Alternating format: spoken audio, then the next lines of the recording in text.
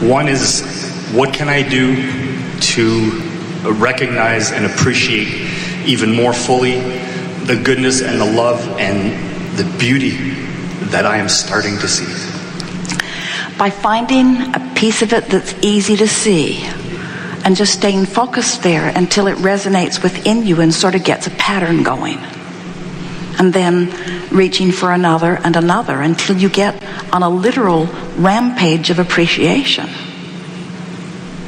The key is to be able to sift through the crap for something. Jerry will edit that out later, don't worry. To sift through the rubble for something that feels a little good. And the best thing that we can say is start with something easy. Start with things that are easy to feel good about and hold them in your focus until you get the reverberation of them going. And then law of attraction will say, well, if you like that, you're going to like this. And if you like that, then you're going to like this. If you like that, then you're going to like this. If you like that golf ball, you're really going to like this, you see. Sometimes people think that what we mean by the art of allowing is look at awful things and call them good. That isn't what we mean at all. When you look at something awful that you don't want, you're supposed to feel bad. That's your indication telling you to look somewhere else, you see. So teaching yourself appreciation is about reaching for the best feeling thought you can find from where you are. And when you find it and you consciously recognize that you feel the relief of it, pat yourself off in the back and say, I focused and I felt the shift in my vibration. And if I can move from there to there, I can move somewhere else. Something else that's important, and you're not near here, but we want to say it anyway because there are people who are. A person who's in despair, who is reaching for a feeling of relief, doesn't have access to love or joy. There's too much difference in the vibrations. So a person who's in despair, reaching for relief, may only get as far as revenge, but it's a step in the right direction. But what goes wrong is he doesn't usually trust himself. He feels better, at least he can breathe now. So he's in a better vibration than he was in the fear or the despair. But then outside influences, other people will say, oh, you shouldn't be in revenge. Anger won't get you anywhere. And so then he moves back into despair. Where if you deliberately move from despair to revenge and you say, hey, that feels better and I did it because I focused, and now I'm going to move from revenge into anger, and hey, I did it because it feels better, and now I'm going to move from anger to less anger and less anger to even less anger, and now I'm reaching for frustration, and oh, the breath of fresh air that frustration gives you when you've been in those other places, you see. It's just a matter of reaching for something a little better feeling than where you are. But before you can do it, you got to acknowledge where you are. You've got to figure out somehow how to figure out the vibrational relationship between who you really are and who you're letting yourself be. You got to say, my emotions matter. They tell me a lot, and I'm going to listen to them, and I care how I feel, and I want to feel good, and that thought feels good. Now, what's a good feeling thought anyway? Let's talk about it. Does a good feeling thought make you want to lick someone? Does a good feeling thought, does it make you want to be sappy? Does it make you want to be Pollyanna, pie in the sky? In other words, what's a good feeling thought? Well, a good feeling thought feels like interest. A good feeling thought feels frisky. A good feeling thought feels like, ooh, I like that. A good feeling thought feels like joy. It feels like love. But a good feeling thought, we got to say, if you're in despair, a good feeling thought is, I'd like to punch your lights out. That's a good feeling thought. It's all relative, you see. It's all relative. So the first thing that you want to do is you want to leave everybody else and how they feel out of the equation, because you can't measure how they feel to how you feel with any accuracy. It's only about closing your gap, you see. So, relief. If we were reaching for an emotion, we would say, I want relief. I want relief. So, I want relief from worry. I want relief from worry. So let's play with this. I'm worried about something and I want relief from it. Well, what am I worried about? Well, I'm worried about The economy. I'm worrying about not having enough money. I'm worried about that. Well, when you know what you don't want, you know what you do want. So I'm worried about not having enough money. So from where I stand, what does that mean? Well, it means I don't want to worry. I don't want to worry. Well, what do you mean? I don't want to worry. I want to feel more secure. Well, what do you mean? Well, I want to feel relief. Well, what do you mean? Well, I want to know everything's all right.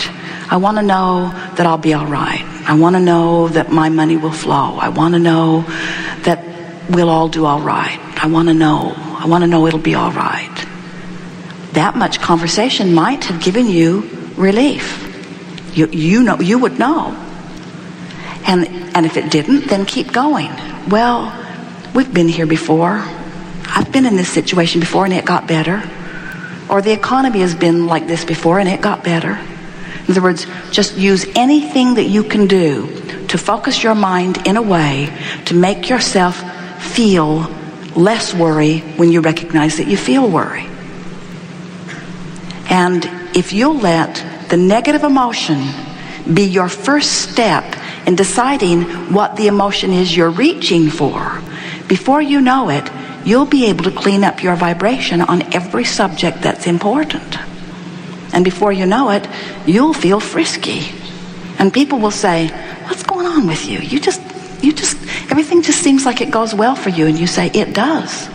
And they'll say, well, how did you do such a turnaround? And you say, didn't do it all at once. Just found this to feel better about, and this, till I got addicted to the feeling of feeling good. Esther said to Jerry on a regular basis, I want to be constantly on the brink of appreciation. I just want to be on the brink so that the universe can just show me another thing and another thing and another thing and another thing to feel appreciation for. So, since that's her new determination, when she finds a reason, and there are lots of legitimate reasons to criticize, when she finds something to criticize, it feels awful. Because it's so contrary to who she is. Well, is criticizing a terrible thing? Not really. It's not like taking a gun and killing someone. It's not like running over them with their car because they're in your way. It's not, and there's a lot of things that by human standards would be called much more terrible. But we want you to realize what you feel is a relational thing. In other words, when you train yourself to be who you are, anything less than that is intolerable, you see. So now come back around to where you started. Brings me to my second question. I've always been a very feeling person. I feel a lot of things, and since a couple months, it's been a deluge and a literal flood on many different levels. What can I do to be even more receptive? I want to feel it all. I want to feel everything. Well, good luck. Anything I can get? You see, we would be more definitive. We would say, I want to feel on every subject as good as I can feel from where I stand. Because when you say I want to feel everything, you don't mean I want to feel all of that. You don't, do you? All these good things that are coming to me. Oh, you mean all of that? Oh, you mean all of that? Oh, well, that's... We're concentrating on that. That's a much different statement. So, want to say it different? Yes, I should maybe qualify that. All these good things that are coming to me. All right, I want to feel them. I want to bring them in. I want to let them come in. Good. All right, so what if you focus upon, what if you pick a subject and you decide that you want to feel really, really good about that subject, and when you pick up the stick, it's vibrating where you last left it and it feels awful. Then what?